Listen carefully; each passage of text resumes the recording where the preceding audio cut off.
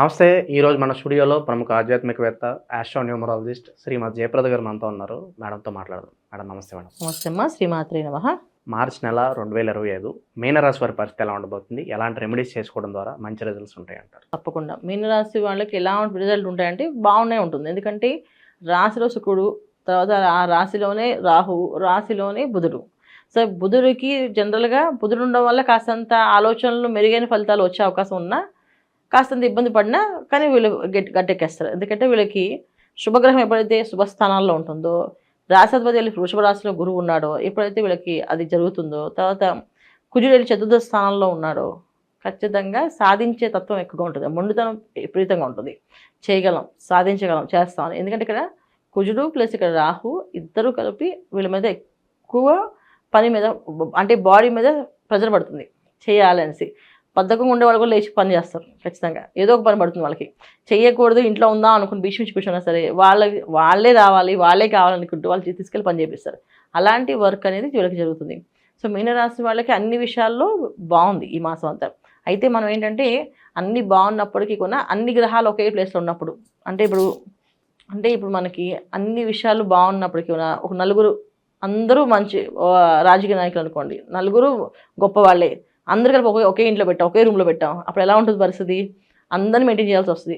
వీళ్ళకి అలాంటి ఎక్స్పెక్టేషన్స్ బాడీలో పెరుగుతాయి. అంటే మీన రాశి వాళ్ళకి వ్యాపార వస్తువులైనా ఉద్యోగస్తులకైనా ఏదో తెలియకుండానే ఏదో ఒక పని వీళ్ళకి రావడం, వెళ్ళడము, వీళ్ళు అనుకునే పని కంటే రొటీన్ పని కంటే డిఫరెంట్ పనులు చేయడం. ఇప్పుడు పూజా పునస్కారాలు చేసేవాళ్ళు ఎక్కువగా పూజా పునస్కారం చేసే టైం లేకుండా తిరగడం, బిజీగా తిరగడం అవుతుంది. ఏదో పెద్దవాళ్ళు వచ్చారు, వాళ్ళకి సేవ చేయాలి, వీళ్ళకి సేవ చేయాలి, వాళ్ళ ఇంట్లో కార్యక్రమాలు, వాళ్ళ ఇంట్లో దేవతార్చన వదిలేసి బయట తిరగడం. లేదు బాగా చేసే వాళ్ళు అసలు పూజ చేయని వాళ్ళు పూజలు చేయడం, పూజల్లో కంటిన్యూ కూర్చోవడం, ఆటోమేటిక్గా వెళ్తే అక్కడ కూర్చోబెట్టడం, ఇవాళ ఇక్కడ కూర్చో బాగుంటుంది అభిషేకం చేద్దాం కూర్చోబెట్టడం, ఇలాంటి జరిగే అవకాశాలు ఎక్కువగా. మీన రాశి వాళ్ళకి ఈ మాసంలో ఎక్స్పెక్టేషన్స్ కంటే ఎక్కువ పనులు అవుతూనే ఉంటాయి, తిరుగుతూనే ఉంటారు. అందులో విద్యార్థులు కొంత కాస్త పట్టుదలతో చదివితే సాధిస్తారు. పట్టుదల లేకపోతే మాత్రం తిరుగుతుంది చక్రం అనేది. అంటే ఇప్పుడు ఒక తిరుగుతూ ఉంటుంది తప్ప దాంట్లో ఏ ఫోకస్ ఉండదు. ఎందుకంటే ఇక్కడ అన్నీ కలిసి ఉన్నాయి. అన్నీ ఒకే చోట ఉన్నప్పుడు మన ఇంట్లో కన్నా మొత్తం గెస్ట్లు అందరూ వచ్చి మన ఇంట్లో ఉంటే మనకే కొన్ని బుర్ర పంచేది కదా, వాళ్ళకి ఎవరేం తిన్నారో ఏం పెట్టాం, మన ప్లాన్ అనేది ప్రిపేర్ చేస్తాం ఇది ఇలా చేసుకోవాలని. కానీ ఎవరేం తింటున్నారు, ఎవరేం చేస్తున్నారు చూసుకోవాలంటే అందరినీ చూడడం కుదరదు. అలాంటి పరిస్థితి మీన రాశి వాళ్ళకి. అంటే ఉద్యోగస్తులైనా వ్యాపారస్తులైనా ఏం జరుగుతుంది అని తెలుసుకునే లోపు అయిపోతుంది, డే అయిపోతుంది. ఏం జరుగుతుంది తెలిసినప్పుడు మళ్ళీ డే అయిపోతుంటుంది. వీళ్ళకి అది జరుగుతుంది మెయిన్. అందుకని వీళ్ళు జాగ్రత్తగా ఫోకస్ అనేది మిస్ అవ్వకుండా చూసుకుంటూ వెళితే మీన రాశి వాళ్ళకి మెరుగైన ఫలితాలు ఉంటాయి. ముఖ్యంగా ఏంటంటే రాజకీయ నాయకులకి వాళ్ళకి క్లాషెస్ పడడం కానీ, ఇబ్బంది పెట్టే అవకాశాలు కానీ జరిగే అవకాశం ఉంది. చెప్పుడు మాటలు వినకూడదు. చెప్పుడు మాటలు బాగా చెప్తారు, నీ మీద కావాలని వాళ్ళు చేస్తారని, కావాలని వీళ్ళని అంటే ఇరికించడానికి చేస్తుంటారు.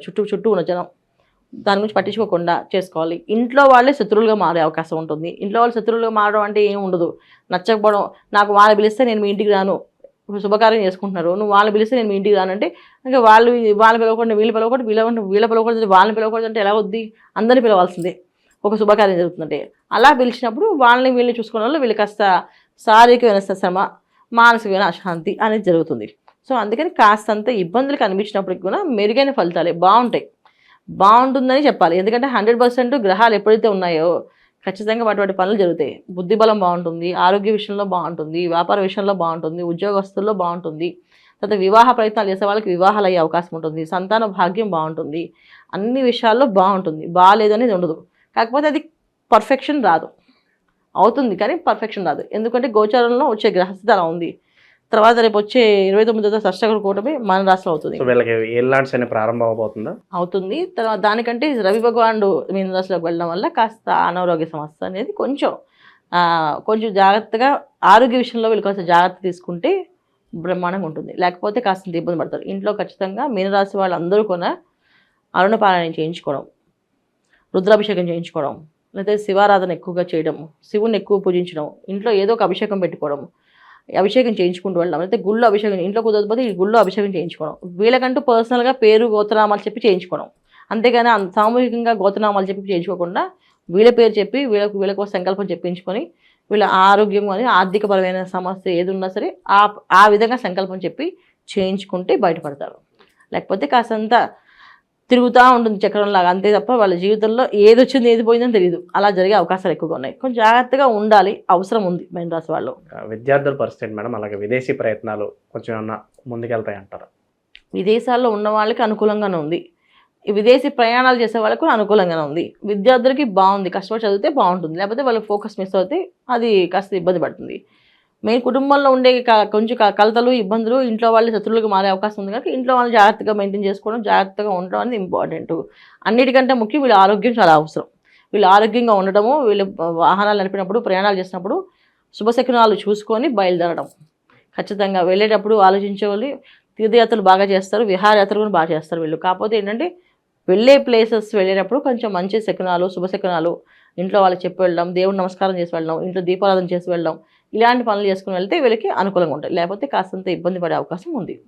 సో వీళ్ళు కొద్ది రోజుల్లోనే ఏళ్ళనాటి శైలిలోకి ఎంటర్ అవబోతున్నారు. సో మరి ఇప్పటి నుంచే జాగ్రత్తలు చెప్దాం. మంచి రెమెడీస్ ఏమైనా ఉంటే తెలియజేయండి మీన రాశి వారి కోసం. ప్రతినిత్యం హనుమాన్ చాలీసా పారాయణ చేసుకోవడం, రాకపోతే నేర్చుకోవడం చాలా అవసరం, ముఖ్యం. ఎందుకంటే ఏళ్ళనాటి శని ప్రభావం వచ్చేలోపు వీళ్ళు నేర్చేసుకుంటే, హనుమాన్ చాలీసా రోజు చదివితే ఎటువంటి శని భగవాన్ బాధలు కాదు, అసలు ఎటువంటి బాధలు ఉండవు.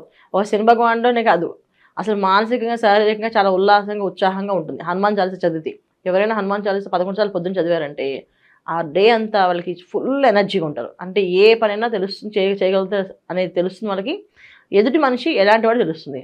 ఎప్పుడు చేస్తే ఇది 41 డేస్ కంటిన్యూగా మార్నింగ్ పూట 11 టైమ్స్ హనుమాన్ చాలీసా చదివిన వాళ్ళకి ఎప్పుడైతే చదివారో మనకు ఒక జ్ఞానం అనేది వచ్చేస్తుంది ఆటోమేటిక్గా. ఎదుటి వాళ్ళు మన మంచి వాడు చేస్తున్నారు, చెడు చేస్తున్నారు అని తెలుస్తుంది. ఇది చాలాగా తెలిస్తే ఇది చేసుకుంటే చాలు. వాళ్ళు ఇవి చేసుకుంటే మీన రాశి వాళ్ళకి చాలా బాగా యోగ్యంగా ఉంటుంది. వాళ్ళకి ప్రతి ఒక్కళ్ళకి ఏంటంటే వచ్చేది మనకి చైత్ర మాసంలో విశ్వవసు నామ సంవత్సరం కనుక ఈ సంవత్సరం అంత బాగుండాలంటే అందరూ కలిసి కంటిన్యూ ఒక నామాన్ని ఎప్పుడు జపం చేసుకో, శివాయ గురువే నమః, శివాయ గురువే నమః అని మంత్రాన్ని ఎక్కువ చేయడం వల్ల ఆర్థికపరమైన ఇబ్బందులు లేకుండా ఉంటారు, ఆరోగ్య సమస్యలు లేకుండా ఉంటారు, సంతానం విషయంలో ఎటువంటి సమస్యలు చింత లేకుండా బాగుంటుంది. అలాగే వివాహ ప్రయత్నాలు చేసే వాళ్ళకు కూడా వివాహం అయ్యే అవకాశం ఉండి మంచి ఇంటికి వెళ్ళే అవకాశం ఉంటుంది. ఎందుకు అంటే శివాయ గురువై నమః అనేది ఎక్కువ చదవడం వల్ల అంటే విశ్వవసునామ సంవత్సరంలో వచ్చే ఏదైతే ఉందో మనకి రవి గ్రహం ఒక అనుగ్రహం అనమాట. రవి భగవానుడు ఒక అనుగ్రహం కోసం చేసేది ఇది. రవి భగవానుడు ఖచ్చితంగా మనుషులకి మంచి ఆలోచనలు, మంచి బుద్ధిని ఇస్తాడు. ఆ మంచి బుద్ధి ఆలోచనలు రావాలి, అది పక్కదారులకు వెళ్లకుండా ఉండాలి. ఎందుకంటే ఆయన ఇచ్చేది మంచి ఆలోచనలు, మంచి బుద్ధి ఇచ్చినా కొంచెం పరుష వాక్యాలు కూడా ఇచ్చే అవకాశం ఉంటుంది. అంటే అహంకారాన్ని కూడా ఇచ్చే అవకాశం ఉంది. అహంకారం మాకు వద్దు స్వామి, ఆలోచనలు బాగుండాలి అనుకుంటూ శివాయ గురువే నమః అనే మంత్రాన్ని ఎక్కువగా నామాన్ని అలవాటు చేసుకుని జపం చేస్తుంటే ప్రతిరోజు ఇది పెద్దగా మా మంత్రం కింద కదా రాదు, ఇది నామం కింద వస్తుంది.